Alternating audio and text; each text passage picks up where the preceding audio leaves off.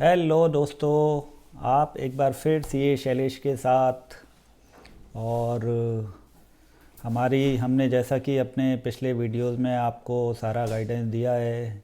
अगर आप share market में इन्वेस्टमेंट करना चाहते हैं तो आपने अपना सारा जो बेसिक वर्क है वो आपने सब कर लिया होगा, और नहीं किया है तो आप अपना कर लें। अपना सबसे पहले अपना डीमेट अकाउंट और ट्रेडिंग अकाउंट जहाँ भी आप चाहें। इट इज़ नॉट नेसेसरी कि आपको ज़ीरोधा में खुलवाना है, ग्रो में खुलवाना है, या आप स्टॉक में खुलवाना है, या किसी ब्रोकर के यहाँ खुलवाना है। जहाँ आपको कन्वीनियंट हो, आपकी कन्वीनियंस ही इम्पोर्टेंट है। तो जहाँ आपको अच्छा लगे वहाँ आप अपना अकाउंट खुलवाएं। और अकाउंट खुलवाने के बाद दोस्तों आपको जो दूसरा काम है वो फिर कंपनियां आइडेंटिफाई करनी है। तो दोस्तों आज हम अपने टॉपिक में आपको बताएंगे कि आप कोई भी कंपनी कैसे आइडेंटिफाई करते हैं कि वो कंपनी अच्छी है या ख़राब है, या आपको आगे रिटर्न कैसा देगी, अच्छा देगी, किस तरह से ग्रो कर रही है वो कंपनी, उसका मैनेजमेंट कैसा है, उसका कंप्लाइंस लेवल कैसा है। तो दोस्तों आइए आज हम इन सब चीज़ों के बारे में डिटेल से चर्चा करते हैं। तो आज हमारी चाय पे चर्चा नहीं लेकिन ऑनलाइन चर्चा होगी, ठीक है। तो सबसे पहले हम आपको बताते हैं कि जब हम किसी कंपनी को आइडेंटिफाई करते हैं, कोई भी कंपनी, तो उसके लिए हमें क्या क्या चीज़ें देखनी है वो आपको माइंड में रखना बहुत ज़रूरी है। तो इसके लिए सबसे पहला नंबर उस कंपनी के प्रमोटर्स कैसे हैं, उनका ट्रैक रिकॉर्ड कैसा है, उनका कंप्लाइंस लेवल कैसा है, उनको सेबी से कोई नोटिस तो नहीं है, उनको कहीं कोई बैंक से नोटिस तो नहीं है, उनका सिविल स्कोर कैसा है, उनका ओवरऑल उनका मार्केट में क्या रेपुटेशन है। तो ये आपको प्रमोटर्स का और मैनेजमेंट का ये जो सारा एनालिसिस है ये करना बहुत ज़रूरी है दोस्तों। इसके बिना कोई भी कंपनी ग्रो नहीं करेगी। जब आपका मैनेजमेंट अच्छा होगा, प्रमोटर्स अच्छे होंगे, तो आपका हो सकता है शेयर का भाव ना बढ़े या ना चढ़े, पर एक ना एक दिन आपको अच्छा फ्रूटफुल रिटर्न ज़रूर देगा। आपको पेशेंस का गेम है, या आपको पता है शेयर मार्केट तो आज नहीं तो कल, कल नहीं तो परसों, बस इतना ही फ़र्क होता है। लेकिन अच्छा मैनेजमेंट हमेशा आपको अच्छा रिटर्न दे के जाएगा। एक तो मैनेजमेंट का इशू हो गया। सेकंड इशू दोस्तों, बैलेंस शीट में हमें क्या क्या देखना होता है। आपको कुछ ऐसी कंपनियां आइडेंटिफाई करनी है जिनके आप पिछले 5 साल में अगर फाइनेंशियल देखें, उनकी बैलेंस शीट देखें, तो आप ये देखें कि उनका टर्नओवर जो है वो किस रेट से ग्रो हो रहा है। अगर किसी कंपनी का टर्नओवर 20%, 30%, 10% किस तरह से ग्रो हो रहा है। कई सारी कंपनियां ऐसी हैं जिनका टर्नओवर स्टेगनेंट हो जाता है। स्टेगनेंट मतलब एक सा टर्नओवर होता है। तो दोस्तों ऐसी कंपनियां अवॉइड करनी चाहिए जिनका टर्नओवर सेम टर्नओवर पिछले 5 साल में सेम टर्नओवर चल रहा है, या वो कंपनियां टर्नओवर कर ही नहीं रही हैं लेकिन मार्केट में रेट बहुत ज़्यादा है। ऐसी बहुत सारी कंपनियां मार्केट में हैं जिन्होंने पिछले साल में कोई काम नहीं किया, पिछले 5 साल में, 10 साल में, लेकिन फिर भी उनके शेयरों के भाव जो अच्छी कंपनियां हैं उनसे भी ज़्यादा हैं। जिन कंपनियों का टर्नओवर अच्छा है, प्रॉफिट अच्छा है, उनके रेट कम होंगे, और ऐसी कंपनियां जिनमें कोई टर्नओवर नहीं है, जिनमें कुछ नहीं है, उनका जो है रेट बहुत ज़्यादा होगा। तो ऐसी कंपनियों से हमें बच के रहना है जिनमें कोई टर्नओवर नहीं है, जिनका कोई मैनेजमेंट का आता पता नहीं है। वो सिर्फ़ और सिर्फ फ्लोटिंग स्टॉक जो मार्केट में होता है उससे खेलते हैं दोस्तों, क्योंकि फ्लोटिंग स्टॉक कम होता है, पब्लिक के पास कम होल्डिंग होती है, तो उसमें ऑपरेटर को वो पीछे से लगा देते हैं और वो ऑपरेटर अपना गेम करता रहता है और हम जैसे लोग उसमें फंस जाते हैं। तो दोस्तों ये सेकंड चीज़ जो है वो हमें एक कंपनी के टर्नओवर को बड़ी बारीकी से देखना है। थर्ड वन, हमें क्या देखना है कंपनी में कि कंपनी का टॉप लाइन हमने देख लिया, टॉप लाइन मतलब उसका टर्नओवर। सेकेंडली हमें क्या देखना है कि कंपनी के जो खर्चे हैं, जो नेट ऑपरेटिंग जो प्रॉफिट आ रहे हैं, वो कंपनी के देखना बहुत ज़रूरी है दोस्तों। जैसे जैसे कंपनी का टर्नओवर होता है वैसे वैसे कंपनी के ऑपरेटिंग खर्चे भी बढ़ते हैं।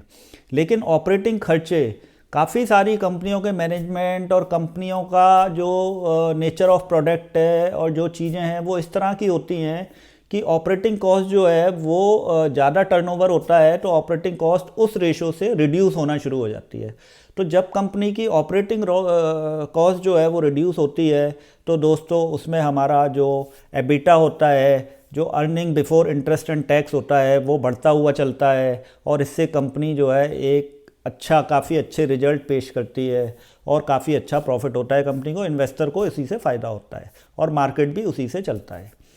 तो एक हमारा एक्सपेंसेस पे नज़र बहुत होनी चाहिए कि कंपनी में कहीं कोई एक्सेप्शनल आइटम तो नहीं है, कंपनी में कहीं कोई एक्स्ट्रा ऑर्डिनरी खर्चे तो नहीं हो रहे। और दोस्तों ये सारा एनालिसिस जो है ना, ये हमें पिछले 5 साल का करना बहुत ज़रूरी है। 5 साल में हमें ये पता लग जाता है कि कंपनी 5 साल पहले क्या कर रही थी और 5 साल बाद क्या कर रही है। तो ये हमें सेकंड जो चीज़ है वो हमें इस पर ध्यान देना है कि कंपनी का एबिटा जो है वो बढ़ता हुआ होना चाहिए, घटता हुआ नहीं होना चाहिए। अब हम आते हैं तीसरे पॉइंट पर दोस्तों। तीसरा पॉइंट जो है वो बहुत इम्पोर्टेंट है और वो है दोस्तों कि कंपनी के ऊपर डेट कितने हैं। अगर कंपनी के ऊपर ज़्यादा डेट होते हैं, कई कंपनियां तो दोस्तों आपने देखी होंगी ऐसी हैं जिनमें टर्नओवर जो है वो कम है और डेट उससे बहुत ज़्यादा है, मतलब डेट का इंटरेस्ट ही वो कंपनी के टर्नओवर से ज़्यादा है। तो ऐसी कंपनियां तो हमें बिल्कुल ही अवॉइड नहीं करनी, बिल्कुल ध्यान नहीं देना। चाहे वो हमें शेयर 1 रुपये का मिल रहा हो, फिर भी दोस्तों उस शेयर पे हमें बिल्कुल ध्यान नहीं देना है, क्योंकि वो हमारा 1 रुपया भी जीरो ही होना है अल्टीमेटली। तो हमें डेट के ऊपर बहुत ध्यान देना है।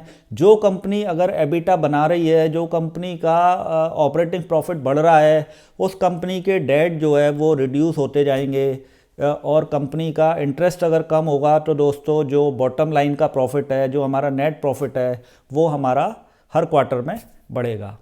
तो ये हमें डेट का ध्यान बहुत रखना है। लेकिन डेट के केस में भी ऐसा भी हो सकता है कि कंपनी ने कुछ नए प्लांट लगाए हों, नई कैपेसिटी लगाई हो, तो सडनली डेट बढ़े हों। उसका रीज़न जो है वो कंपनी की नई मैन्युफैक्चरिंग फैसिलिटी हो सकती है या कोई डाइवर्जन हो सकता है। कुछ कंपनियां डाइवर्सिफाइड होती हैं कि कंपनी एक फील्ड से दूसरी फील्ड में जाती है, एक प्रोडक्ट से दूसरा प्रोडक्ट बनाती है, तो उसको डिफरेंट मैन्युफैक्चरिंग फैसिलिटीज़ खोलनी पड़ती हैं। तो ये भी एक रीज़न हो सकता है दोस्तों कि डेट बढ़ने का। तो कोई ज़रूरी नहीं है, ऐसा कोई थंब रूल नहीं है कि डेट उसका कम ही होना चाहिए। अगर कहीं कोई आपको ऐसा लगे कि भाई टर्नओवर एकदम से शूट अप किया है, कंपनी ने नई मैन्युफैक्चरिंग फैसिलिटी लगाई है, उसके लिए डेट लिया है और कंपनी उस डेट का इंटरेस्ट बड़ी आसानी से दे पा रही है और बॉटम लाइन में प्रॉफिट ही आ रहा है आपका, तो आपको ये पता लग जाएगा कि भाई क्वार्टर ऑन क्वार्टर बेसिस पे किस क्वार्टर में कंपनी की मैन्युफैक्चरिंग फैसिलिटी लगी है, कब आपका टर्नओवर बढ़ा है और कब वो इंटरेस्ट जो है वो सारा इंटरेस्ट कवरेज रेशो जो है उससे पता लग जाएगा कि आप कंपनी जो आमदनी कर रही है वो टर्नओवर बढ़ रहा है, इसी वजह से उसको इंटरेस्ट भी देना पड़ रहा है। तो ऐसा कोई डेट ऐसा भी नहीं है कि डेट हमेशा बढ़े तो वो गलत ही कंपनी होगी। पर ये हमेशा ध्यान रखें कि जो अच्छे प्रमोटर्स हैं, अच्छा मैनेजमेंट है, वो हमेशा ये चाहेगा कि मैं 10-12% जो इंटरेस्ट देता हूँ वो मैं बाज़ार में क्यों दूँ, क्यों ना मैं अपने इन्वेस्टर को पास ऑन करूँ। तो ये एक आपको माइंड में रखना बहुत ज़रूरी है दोस्तों। अब उसके बाद हम आते हैं दोस्तों नेट प्रॉफिट पे। तो नेट प्रॉफिट भी हमें जो बॉटम लाइन है वो हमें देखना बहुत ज़रूरी है। कई कंपनियां क्या होती हैं, कैपिटल इंटेंसिव इंडस्ट्री होती है। कैपिटल इंटेंसिव इंडस्ट्री में क्या होता है, बहुत सारी प्लांट, मशीनरी और बिल्डिंग्स और ये सब तैयार करनी पड़ती हैं। तो उसमें दोस्तों डेप्रीशिएशन जो है एक बहुत बड़ा मेजर चंक होता है। तो अगर किसी कंपनी के पास डेप्रीशिएशन बहुत ज़्यादा है और बॉटम लाइन में उसका नेट प्रॉफिट अगर मान लो माइनस में भी आ रहा है, तो भी ऐसा ज़रूरी नहीं है, ये कोई थंब रूल नहीं है कि उसका माइनस में प्रॉफिट आ रहा है तब भी वो कंपनी ख़राब है। कंपनी वो अच्छी हो सकती है क्योंकि उसका रीज़न ये है कि उसका डेप्रीशिएशन बहुत ज़्यादा है, इस वजह से उसका लॉस आ रहा है। और डेप्रीशिएशन जो है वो कंपनी की बुक्स में ही होता है दोस्तों। जो हमारा पी रेशो निकलता है, प्राइस अर्निंग रेशो निकलता है, उसमें हम ये जो कैश एक हमारा होता है कैश अर्निंग क्या कर रही है कंपनी, एक होता है प्राइस अर्निंग क्या कर रही है कंपनी। तो जो कैश ईपीएस होती है, अर्निंग पर शेयर, और जो एक नॉर्मल ईपीएस होती है, उन दोनों में डिफरेंस होता है दोस्तों। जो ईपीएस होती है वो आफ्टर डेप्रीशिएशन होती है और जो कैश ईपीएस होती है वो बिफोर डेप्रीशिएशन होती है। तो ये भी दोनों चीज़ें आपको बहुत ध्यान से देखनी है दोस्तों कि कई कंपनी का क्या होगा, जो जनरल ईपीएस है वो तो हो सकता है नेगेटिव में हो, लेकिन कैश ईपीएस उसकी पॉजिटिव होगी। तो अगर पॉजिटिव कैश ईपीएस है तो वो भी कंपनी के लिए कंपनी अच्छी है, कंपनी कोई बुरी नहीं है, और कंपनी हो सकता है 1-2 क्वार्टर में आपको ईपीएस पॉजिटिव में ना दिखाए, लेकिन अगर कैश ईपीएस है उसके पास तो इसका मतलब कंपनी अच्छा काम कर रही है। डेप्रीशिएशन जो है दोस्तों वो धीरे धीरे कम होता जाता है, और प्लांट एंड मशीनरी का यूटिलाइजेशन धीरे धीरे जैसे होता है उससे प्रोडक्शन भी बढ़ता है, तो ये कोई नेगेटिव चीज़ नहीं है।